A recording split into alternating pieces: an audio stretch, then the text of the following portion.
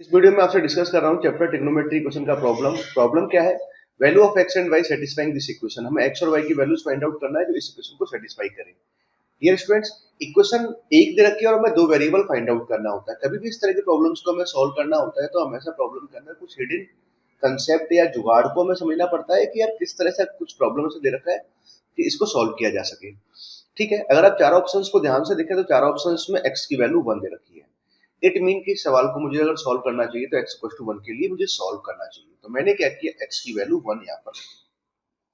ठीक है, x की वैल्यू अगर मैं 1 लेके चलता हूँ तो हमारे पास में सवाल क्या बनता है, sine by power 7 x equal to 1 जब मैं यहाँ रखूंगा तो 1 माइनस 1 माइनस 9 प्लस 9।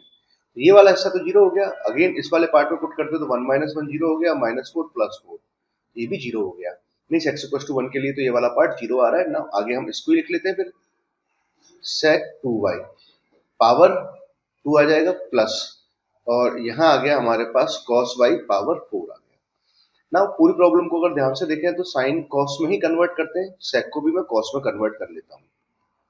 तो साइन y पावर 7 यहाँ लिखा हुआ है, इसको मैं लिख सकता हूँ 1 upon cos of 2y power 2 plus sign मैंने लिखा cos y पावर 4। अब एक काम ये करते हैं, इसका एलसीएम ले लेते हैं। एलसीएम जब लेंगे तो यहाँ ऊपर मल्टीप्लाई हो जाएगा, इधर ही क्रॉस मल्टीप्लाई हो जाएगा। तो ये बन जाएगा हमारे पास sine y power 7 cos of 2y का whole square, that equal to कितना आ गया, 1 plus cos y power 4 into cos of 2y। ठीक है, और इसका होल स्क्वायर आ जाएगा। ठीक, नाउ स्टूडेंट्स अब यहाँ पे हमें समझने की जरूरत है कि ये वाला जो हिस्सा है इसको अगर आप ध्यान से देखो, ये वाला पार्ट भी लेस देन इक्वल टू 1 होगा, ये वाला लेस देन इक्वल टू 1 आएगा, पावर भी लगाएंगे तो लेस देन इक्वल टू 1 रहेगा। मींस ओवरऑल जो टर्म है ये हमारे पास लेस देन इक्वल टू 1। ठीक है, इस वाले पार्ट को देखा तो ये ग्रेटर देन इक्वल टू 0 है, और 1 से जब आप ऐड कराओगे तो ये वाला हिस्सा हमारे पास always greater than equal to 1 रहेगा। मींस ये वाला जो हिस्सा है वो always greater than equal to 1 है, और ये वाला पार्ट जो है वो लेस देन इक्वल टू 1 है। तो पॉसिबल कब रहेगा, जब इक्वालिटी होल्ड होगी, मतलब ये भी 1 बने और ये भी 1 बने। अच्छा, इसको 1 बनने के लिए इस वाले हिस्से को 0 होना पड़ेगा और इस वाले हिस्से को 1 होना पड़ेगा। ठीक है, तभी ये संभव रहेगा। मीन्स अगर हम बात समझें कि आगे कि ये पॉसिबल कब रहेगा, तो हम ये कह सकते हैं कि इट इज पॉसिबल,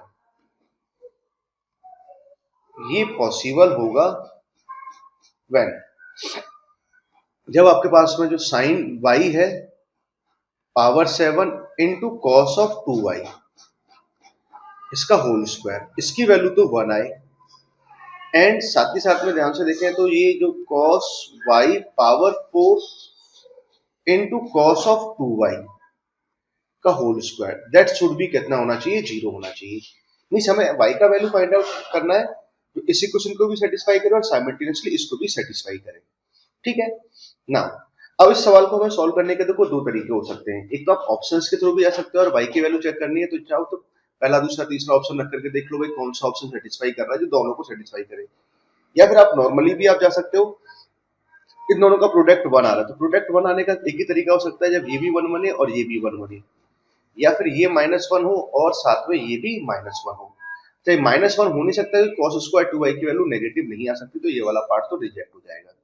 ठीक है ना। अब ये 1 बने तो 1 कब बनेगा कि हमारे पास में y साइन y की वैल्यू 1 आ रही है, तो 1 कब आएगी, पाई बाई 2 पर आएगा। मीन्स y की वैल्यू कितनी हो जाएगी, पाई बाई 2 आ जाएगी। ठीक है, जब y की वैल्यू पाई बाई 2 पर भी क्या, इसको ध्यान से देखें तो y equal to pi by 2 पे ये सेटिस्फाई कर रहा है। ठीक बात है, तो ये भी सेटिस्फाई कर रहा है, और y equal to pi by 2 पे ये वाला हिस्सा 0 आ रहा है। पाई बाई 2 जब देखो यहाँ रखेंगे तो पाई बनेगा, cos पाई कितना हो जाएगा, -1 -1 का स्क्वायर +1 हो जाएगा। ठीक है, एक तो ये वैल्यू आ गई हमारे पास में।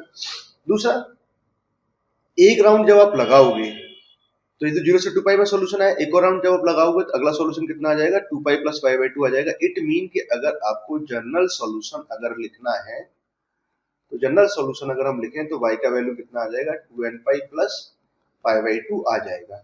अच्छा, ये जो सॉल्यूशंस आ रहे हैं वो इस इक्वेशन को भी सेटिस्फाई कर रहे हैं। ठीक है, नाउ तो हम ये कह सकते हैं कि हमारे पास जो y की वैल्यू आई वो ये आई, और इसको करेक्ट ऑप्शंस की बात करें तो करेक्ट ऑप्शंस कौन सा हो जाएगा, option B is correct option रहेगा।